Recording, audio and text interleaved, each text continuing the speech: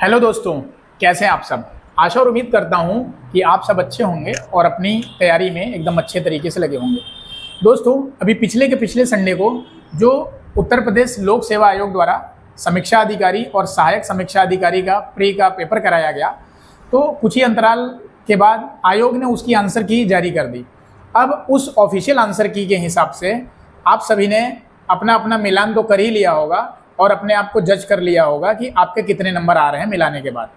तो इसी कड़ी में हमारे साथ आज कुछ रियल एस्पिरेंट हैं, हमारे कुछ साथी हैं जो कि इस परीक्षा में उनका प्रदर्शन अच्छा रहा है और उन्होंने आंसर की मिलाने के बाद अपने मार्क्स से संतुष्ट हैं और उम्मीद है कि मेंस देने का 101% मौका मिलेगा।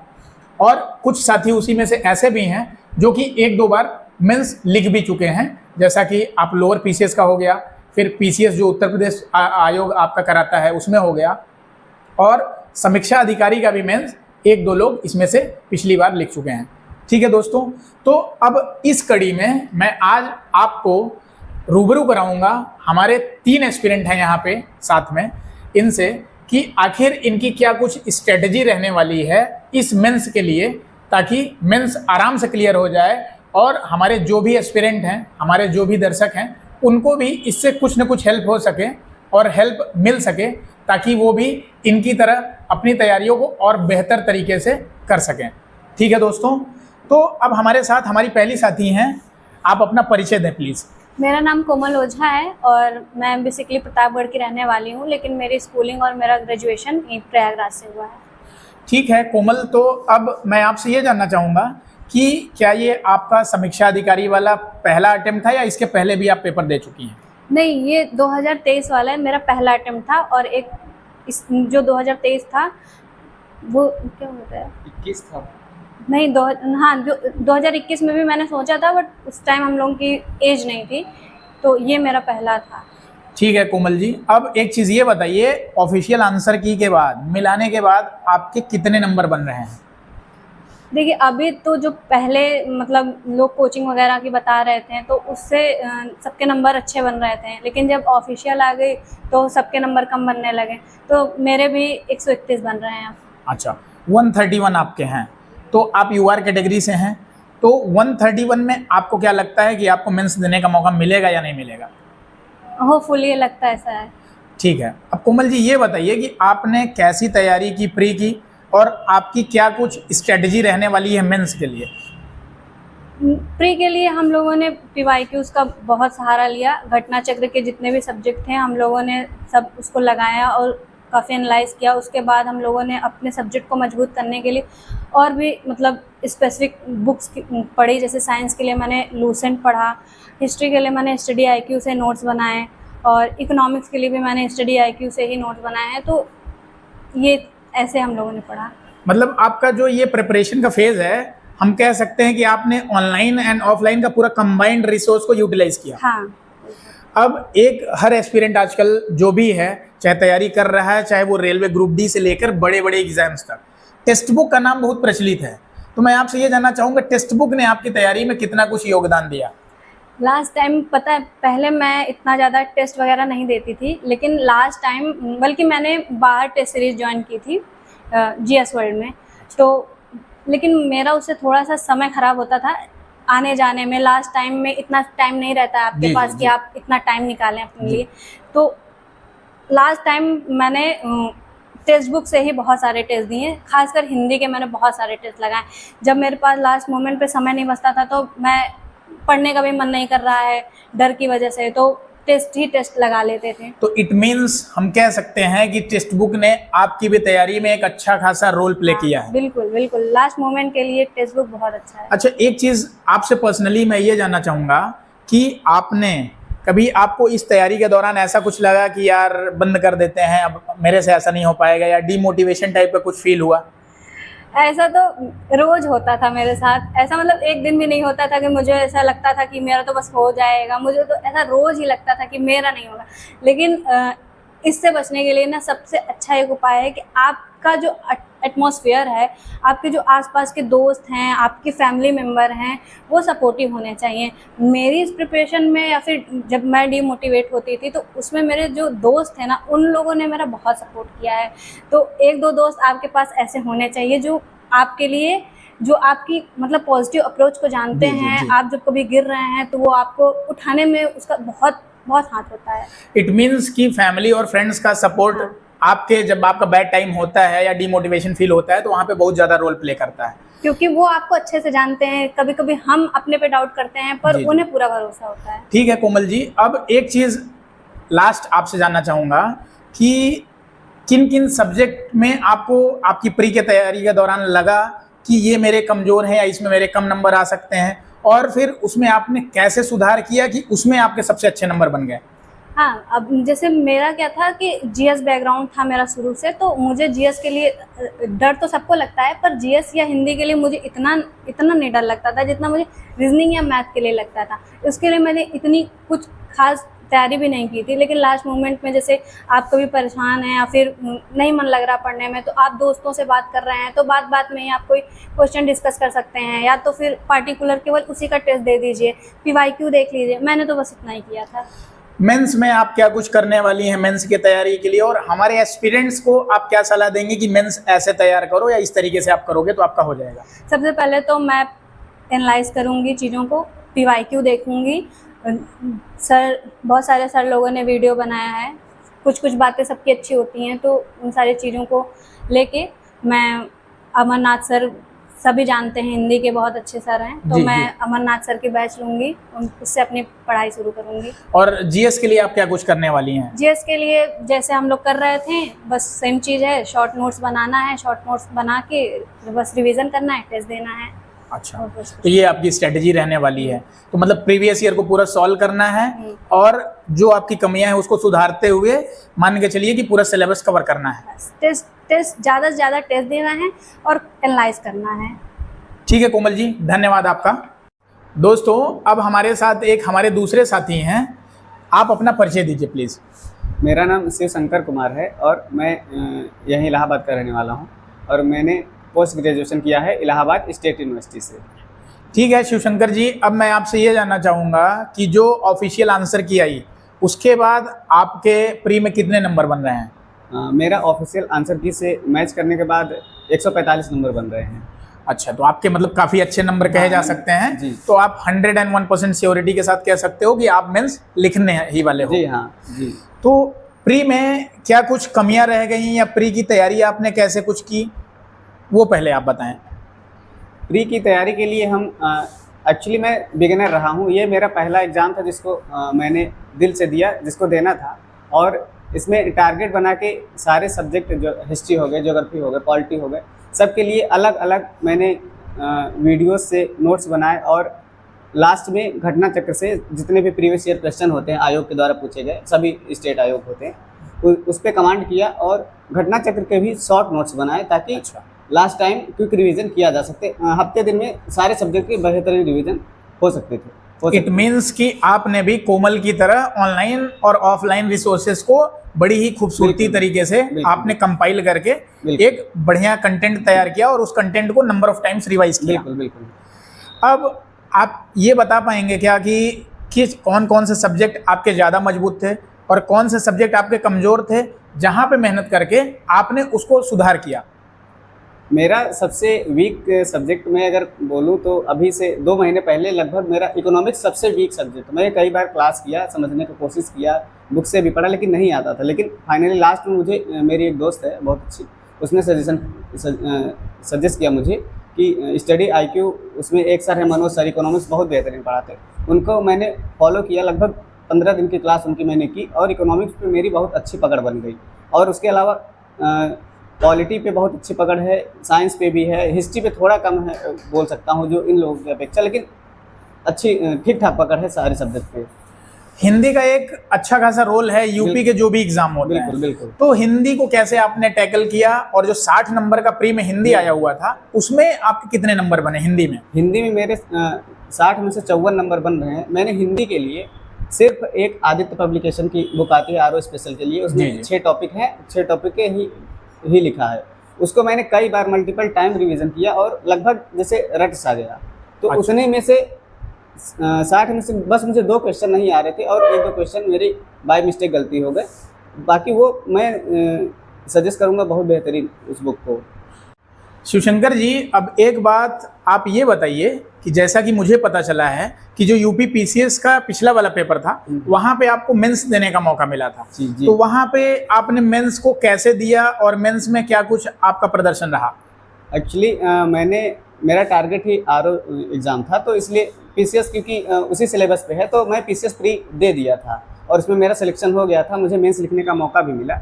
लेकिन मेरा एक्चुअली मैंने उस रिदम से मैंने मेहनत नहीं की थी मेंस के लिए, पीसीएस मेंस के लिए खासकर, क्योंकि जी। उसमें जीएस भी सारे रिटन ही रहते हैं, जीएस सब्जेक्ट सारे रिटन रहते हैं। तो इसलिए मैंने जीएस को बस ऑब्जेक्टिव पर्सपेक्टिव से तैयार किया था। इसी वजह से मैं मेंस लिखा, लेकिन उतना अच्छा मेरा परफॉर्मेंस नहीं रहा और मैं उसमें उम्मीद भी नहीं करता हूँ हालांकि। अच्छा, तो इट मीन्स कि आपका मेंस में सिलेक्शन नहीं हो पाया और उसमें जो कमी आप अपनी बता रहे हैं कि उसमें आपने आंसर राइटिंग को थोड़ा सा इग्नोर किया, बिल्कुल। या तो आप ये कह सकते हैं कि उतने अच्छे से आंसर हाँ, राइटिंग को महत्व बिल्कुल, नहीं नहीं दिया, दिया। केवल ऑब्जेक्टिव बेस आप तैयारी करते रहे, बिल्कुल। इस वजह से शायद मेंस में आपका उतने अच्छे मार्क्स नहीं रहे। बिल्कुल बिल्कुल। तो अब इस समीक्षा अधिकारी वाले जो मेंस का पेपर है, इसमें आपकी क्या कुछ रणनीति और स्ट्रेटजी रहने वाली है मेंस के लिए?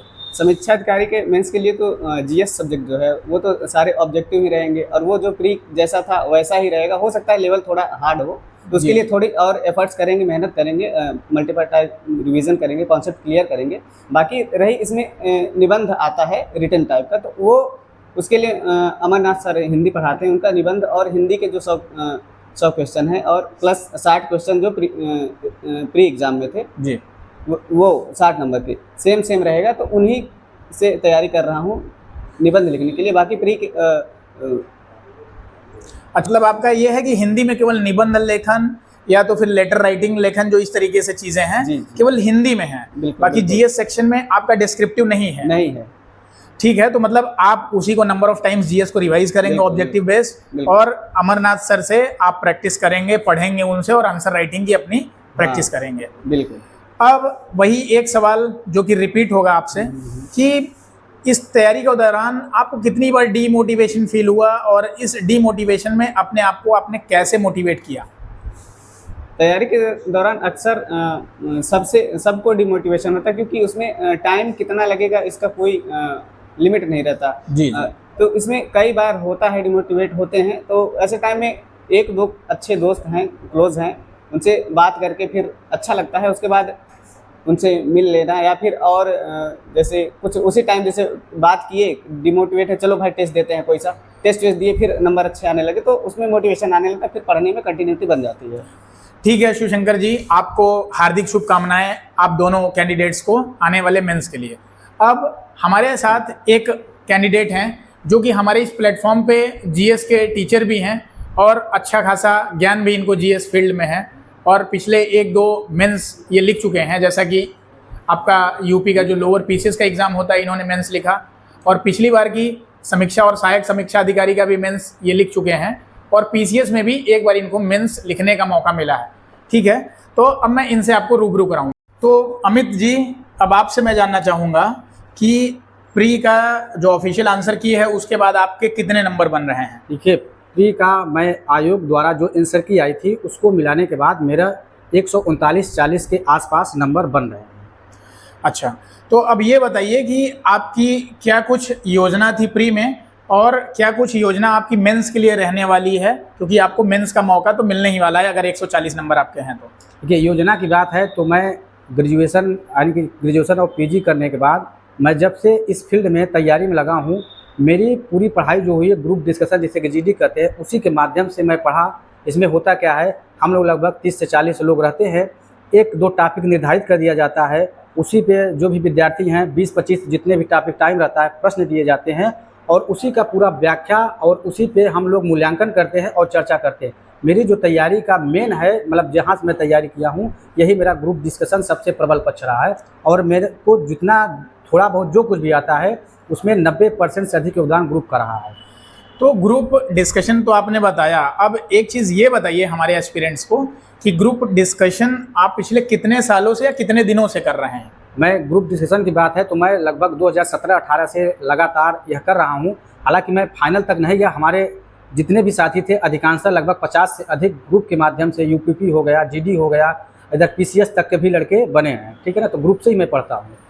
अब इसी ग्रुप से आपसे एक सबसे महत्वपूर्ण क्वेश्चन ये है मेरा कि अगर आपके साथी जो भी हैं जिनका सिलेक्शन हो गया, तो आपने आपका मूल्यांकन कभी किया कि आखिर किन कमियों की वजह से आपका सिलेक्शन होते होते रह गया?